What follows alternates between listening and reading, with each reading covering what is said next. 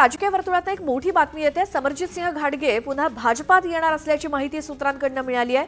वरिष्ठ पातळीवरती green signal मिळाल्याची माहिती सूत्रांनी दिली आहे। फडणवीस यांच्याशी घाटगेंचे जवळचे संबंध आहेत। सहकार क्षेत्रात सुद्धा घाटगेंचं मोठं नाव आहे।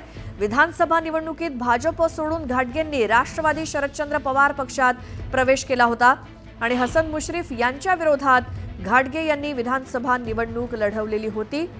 त्यात काही त्यांना यश आलेलं नाही। मात्र आता समरजित सिंह घाटगे हे भाजपात परतणार असल्याची माहिती सूत्रांकडून मिळाली आहे। मुख्यमंत्री देवेंद्र फडणवीस आणि घाटगे यांचे चांगले संबंध आहेत। विधानसभा निवडणुकीच्या आधी त्यांनी राष्ट्रवादी शरदचंद्र पवार पक्षामध्ये प्रवेश केला होता आणि तुतारी या चिन्हावरती निवडणूक लढवली।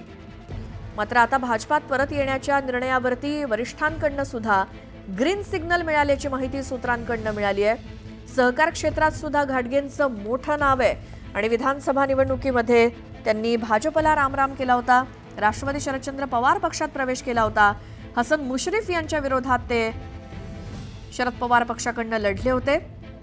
मात्र आता ते पुन्हा भाजपात जात असल्याची माहिती सूत्रांकडून मिळाली आहे आणि वरिष्ठ पातळीवरनं सुद्धा या निर्णयाला ग्रीन सिग्नल मिळालाय अशी माहिती मिळते आहे।